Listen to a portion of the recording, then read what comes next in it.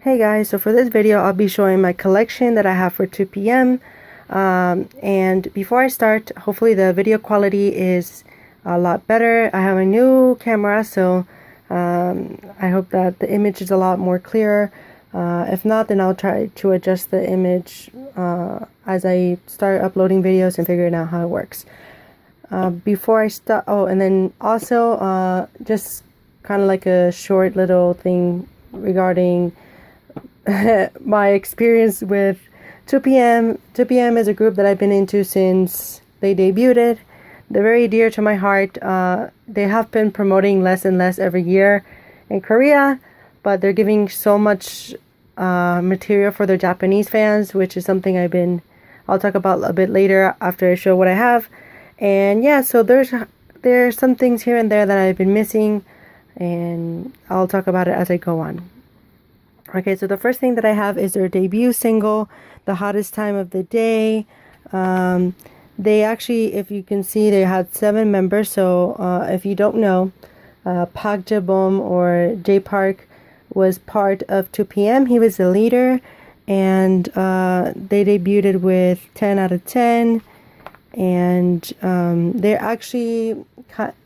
The fun thing about 2PM is that they kind of have like a brother group in which coincide together as one day, which is 2 p.m. and 2 a.m. I've been always more driven towards 2 a.m. because I have a bit more love for the members, but I still like 2 p.m. so much. So this is the first single, The Hottest Time of the Day. Their second single, 2 p.m. Time for Change, and this is when they broke out in Korea with Again and Again, which was their first success. Well, 10 out of 10 is a really successful song too, but this is what really got them started. Unfortunately, Jay got into a scandal, so he was removed from the group. There's different stories always circling around, but the last time, the way I kind of got closure with this whole scandal thing was for an interview that Jay had. I forget, it was for a podcast, but he kind of just reveals that JYP kicked him out.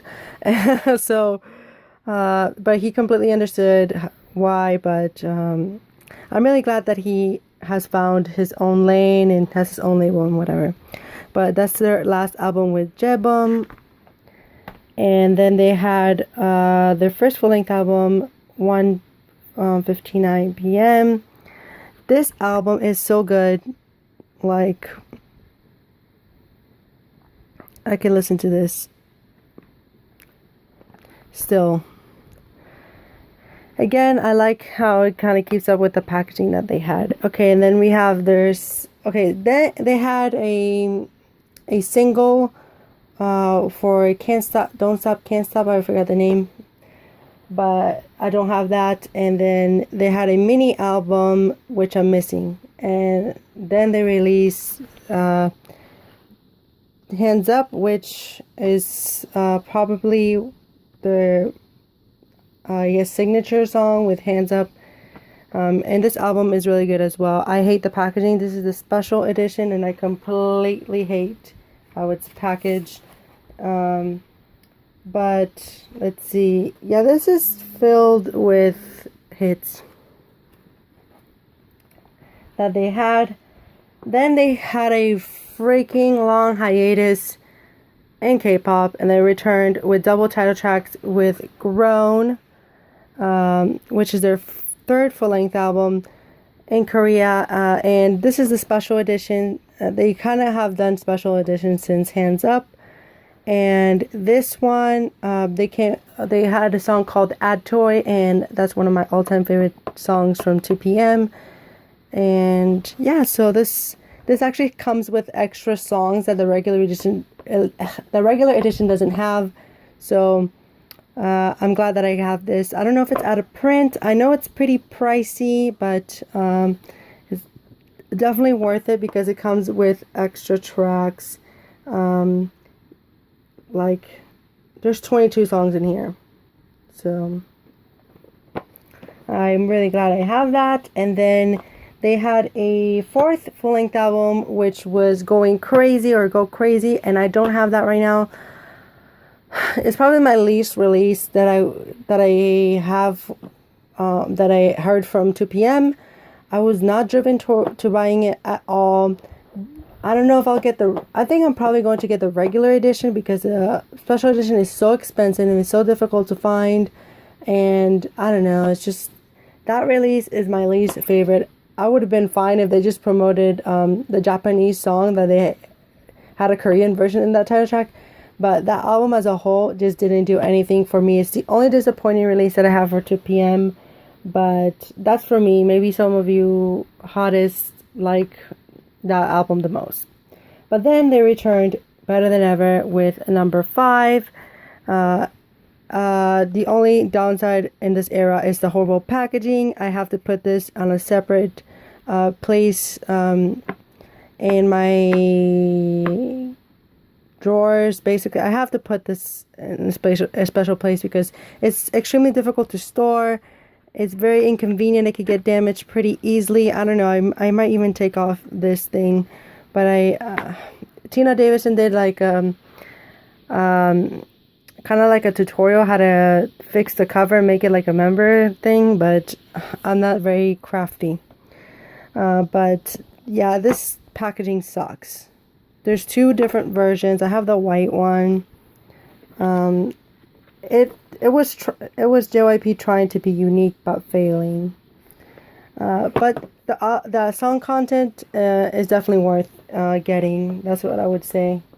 And I don't think there's a special edition for number 5. And My House is a really good song.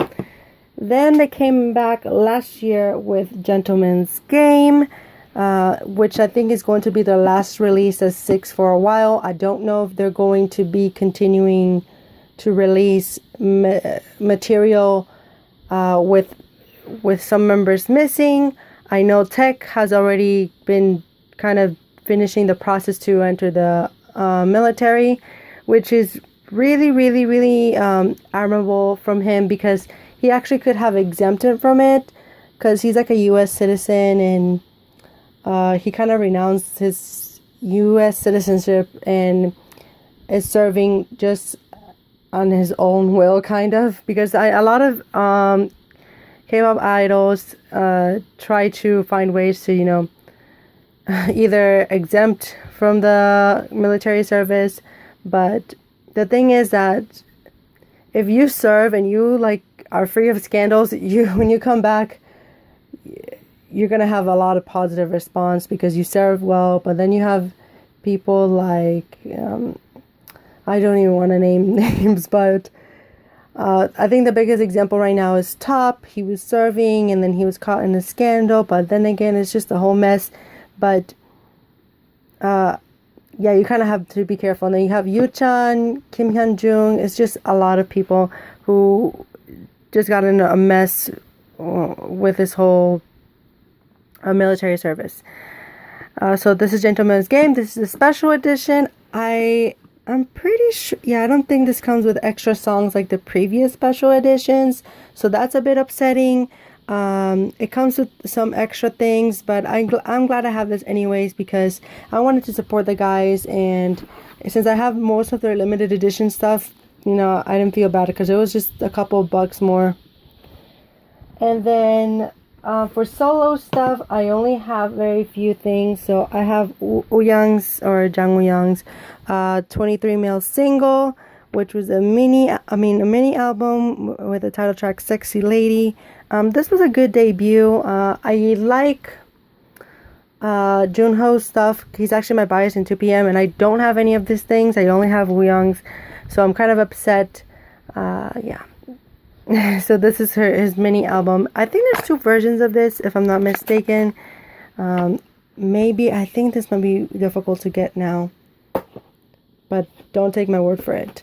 And then last but not least, I know some people don't count him for 2PM anymore because he was just there for 2 releases, but I kind of do, and so this is Jay Park's Take a Deeper Look. And this is kind of like his first mini album, I think. Yeah, first mini album. I'm meaning to get some of his other things as well. I really enjoyed his style. He's just very genuine when it comes to his music. It's just very J. Well, he owns the label, so he gets to do whatever he wants. So finishing off this video, just talking about 2PM. Hopefully in the next updated updated collection, I do get some of things like, I guess, Don't Stop Can't Stop, their mini album, and their Going Crazy album. And I do want to dive into some of their Japanese albums, because actually I might like their Japanese stuff more than the Korean stuff. The Korean stuff is much more experimental, while their Japanese stuff, they kind of got the Japanese market down. And I like that style that they have in Japan, but again, because 2PM is not a group that I focus so much on, I tend to forget to buy their things, and Japanese stuff is so expensive. So hopefully I'll have an album or two in the next couple of years. They do have Japanese singles, but I don't think I'll be getting those. And they have a lot of solos in Japan. And unfortunately for me, Junho's the one that has the most.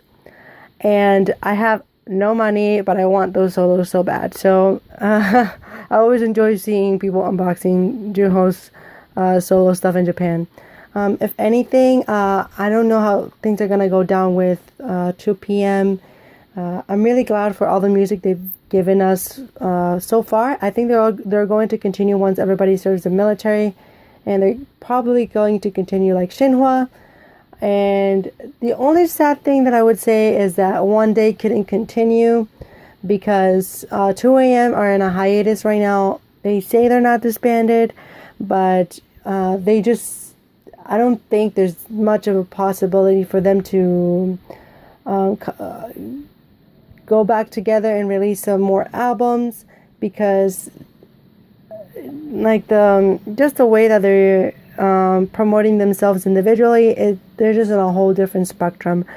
So that's really sad for me, because of course I'm more biased towards 2AM, because Jokwon is one of my ultimate biases. And yeah, so I'll be making a collection video for 2AM soon. I didn't want them to put all in together, because in my heart I classify them as One Day, as a whole group, but their fandoms are so divided now that I'm just going to make separate videos. So look forward to 2AM stuff. I am missing one thing from 2AM, and I'll probably get that by the end of the year. And yeah, that's it for 2PM. If you have any other questions, or you want a certain unboxing, I did unbox this on my channel, you can always comment down below. And yeah, look forward more to collection videos. So if you're curious about any other collections that I have, you can look through my channel. I collect both girl groups and boy groups and solos, so there's something at least for everyone. Thank you guys for watching, and I hope you enjoyed this video. Bye!